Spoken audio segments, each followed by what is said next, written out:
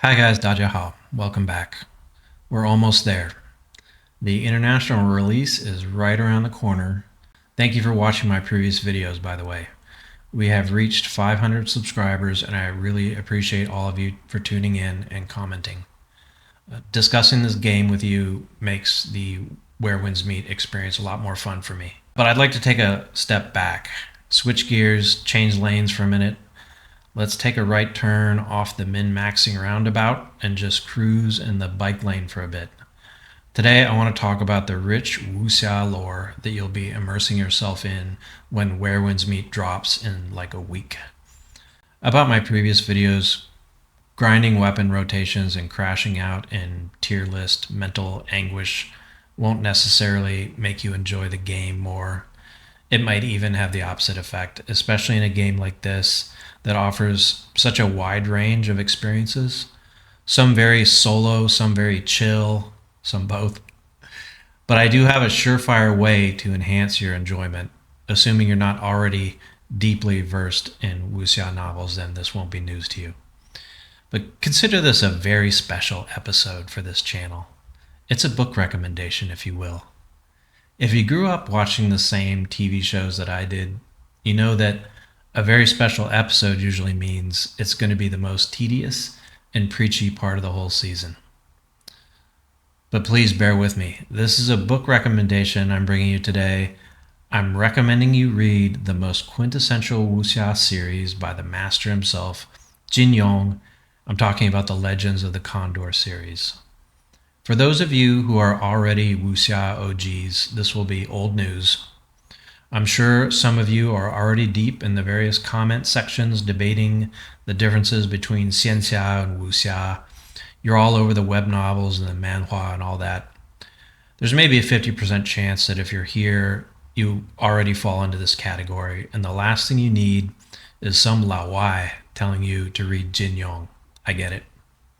This recommendation is really for people who are not already well versed in wuxia, but are rather coming to Where Winds Meet in this channel from more of a gaming perspective.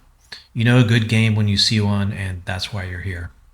But for the wuxia OGs, don't bail out on me just yet. Before you go, please drop your own wuxia recommendations in the comments. I'm a wuxia casual myself, and I don't know what to read next. Should I jump into Gulong? I'd rather read something more recent, maybe a web novel. I'm not sure. So I genuinely appreciate your advice. So maybe you're asking, why read a book when an amazing game is releasing next week? That's a fair question. When I'm really into a game, I love immersing myself in its lore during my downtime. It's like the game never really stops, even when you're not playing, which is the best feeling. When I was deep into Cyberpunk 2077, I revisited Neuromancer, Snow Crash, and Altered Carbon. While taking breaks from Warhammer Rogue Trader, I read Dan Abnett's Eisenhorn series, highly underrated books, by the way. During my 6-month Elden Ring binge, I lived on Vadavidia's deep lore rabbit holes, amazing stuff. These external resources always help me get more out of the games that I love. Sometimes you may need to take a break, in fact, touch some grass, and have a book in your hand when you do it. And if you do, someone might accuse you of being performative, but do it anyway. So gamers, here's why Jin Yong's Condor series might be right for you in a spoiler-free way. Jin Yong essentially built the modern template for wuxia storytelling in the late 1950s with his incredibly popular Legends of the Condor Heroes series. He brought to life the classic Jianghu concept, the world of martial heroes. It was originally serialized, and now it's available in English as a 4-volume set. Just pick up A Hero Born, that's the first volume, and see if it clicks. The English translations are very good, and the audiobook narrations are also very well done. The series has a relatable hero. Follows the journey of Guo Jing, a protagonist whose growth is driven by persistence, loyalty, and hard work rather than some innate genetic gift or S-tier superpower. It's a refreshing take on cultivation, I think. The setting, It takes place in a fantastical version of the turbulent Song dynasty, roughly a century after the Yuanyuan period where Where Winds Meet is set. Think of it as an adjacent timeline. The storytelling. It holds up against any fantasy series. It's built on classic, compelling themes: loyalty and honor, justice and revenge, fighting corruption, defending the homeland. It's great stuff. It's got a fantastic cast of characters. Guo Jing's the main character. His pure-heartedness can be a bit much at times. The guy doesn't even want his girlfriend Lotus to touch his pressure points.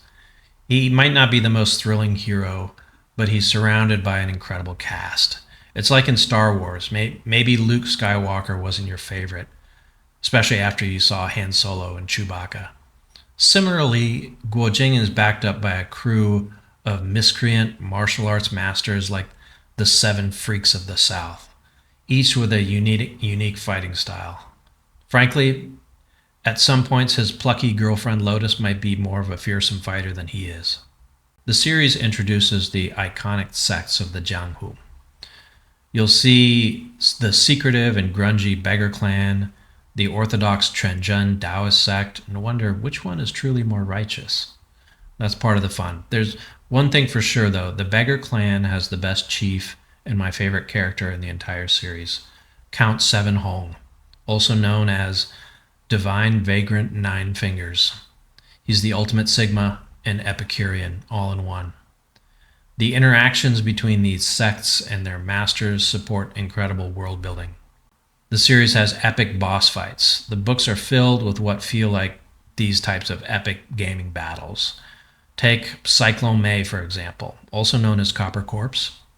She even seems to have like a brutal second phase in the fight when her husband, the Iron Corpse, shows up. She has a distinctive moveset which involves whip and skeleton claws that can punch through a guy's skull. There are also quests for powerful loot, like the lost martial arts tome, the Nine Yin Manual. This is the complete system for internal energy cultivation, lightness kung fu, not to mention the skull-crushing Nine Yin skeleton claw used by Cyclone May. The action in the books is incredible. The descriptions of the fight scenes are gripping. You'll be excited when you read about techniques that are also featured in Where Winds Meet, like the dog-beating cane or the exploding poison toad mystical arts. In the second book, Jin Yong takes the idea of hand-to-hand combat to a new level. An eccentric master is isolated in a cave for years due to complex reasons. To keep up with his training, he naturally teaches himself to use one style of kung fu with his left hand and another with his right. Then he has each hand fight each other in a kung fu battle. When our hero Guo Jing shows up, the master teaches him this trick.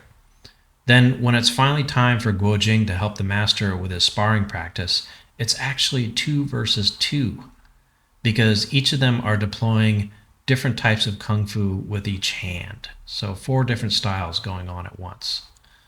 So for gamers new to Wuxia, I highly recommend picking up A Hero Born, the first book in the Legend of the Condor Heroes series. It will absolutely help you spot the Easter eggs and appreciate the subtle references woven into the world of Where Winds Meet. So I hope you guys give it a shot. Thanks again for tuning in, and I'll see you guys next time. Take care.